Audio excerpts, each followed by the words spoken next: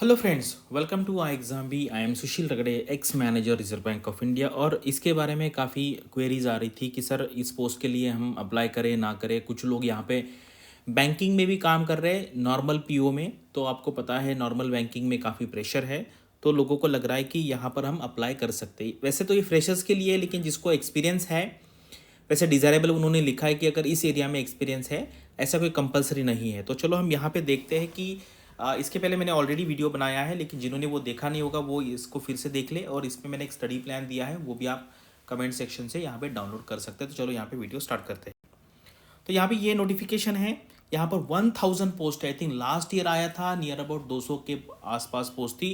1000 काफ़ी यहाँ पर बड़ा वैकेंसी है। तो यहाँ पे चांस होगा अगर आप एलिजिबल होंगे, क्योंकि आपको पता है यहाँ पर एमबीए फाइनेंस चाहिए या फिर सीए चाहिए या सीएमए चाहिए। वैसे एलिजिबल लोग कम रहेंगे, लेकिन अगर आप एलिजिबल हैं तो यहाँ पर बहुत मतलब इजी हो जाएगा, क्योंकि बाकी एग्जाम में ना लाखों में लोग अप्लाई करते हैं, यहाँ पे इतने नहीं आएंगे।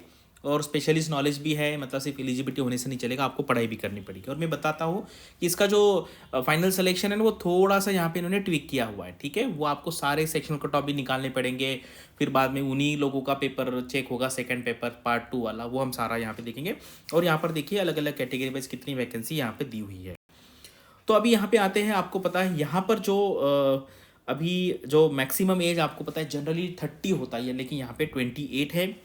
मैंडेटरी में क्या है, चार्टर्ड अकाउंटेंट चाहिए और आपको सीएमए चाहिए, आईसीडब्ल्यू जो कहते हैं पहले, या फिर आपको सीएफए चाहिए यूएस वाला, या फिर आप एमबीए फाइनेंस है।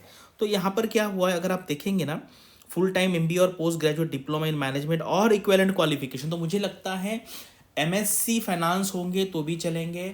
एमकॉम में अगर स्पेशलाइजेशन आपका फाइनेंस है या फाइनेंशियल मैनेजमेंट है या बैंकिंग एंड फाइनेंस है, मुझे लगता है वो भी चलना चाहिए, लेकिन कोर्स जो है वो आपका 2 साल का होना चाहिए।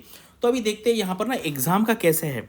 इन्होंने यहाँ पे ये कहा है कि सबसे पहले सबका पार्ट 1 चेक होगा। ठीक है, पार्ट 2 को देखा नहीं जाएगा।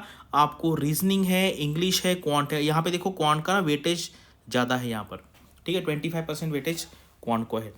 पहले सबके तीनों पेपर चेक किए जाएंगे। जो कैंडिडेट्स तीनों पेपर में कट ऑफ क्लियर करते हैं, उनका ही पार्ट 2 चेक किया जाएगा। ठीक है, ये बहुत इंपॉर्टेंट है। पहले तीनों जो पार्ट 1 के जो आपके सेक्शनल कट ऑफ है वो निकालना है। जो ऐसे कैंडिडेट है जो तीनों निकाल लेंगे, उनका फिर पेपर 2 चेक होगा। उसके बाद आपका ये जो पूरा मिला के इसके बेसिस पे मेरिट लिस्ट बनेगी, उसके बेसिस पे मेरिट लिस्ट बनेगी, एंड देन फिर उन लोगों को फिर इंटरव्यू के लिए बुलाया जाएगा।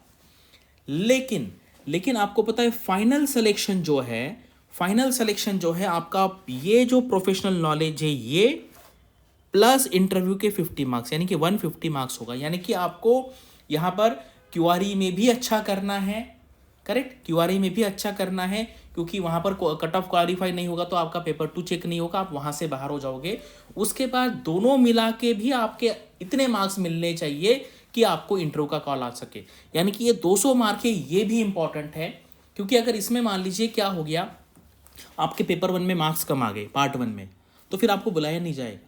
तो यानी कि आपको दोनों पार्ट में अच्छा परफॉर्म करने के बाद फिर आपका इंटरव्यू होगा। लेकिन फाइनल सिलेक्शन जो होगा ये professional knowledge plus interview 150 marks से होगा। तो ये थोड़ा सा आपको देख लीजिए, ये थोड़ा सा कॉम्प्लिकेटेड यहाँ पर है। यानी कि यहाँ पे दोनों सेक्शन को, दोनों पार्ट को, आपका क्यूआरई प्लस प्रोफेशनल नॉलेज दोनों को ही सेम वेटेज है।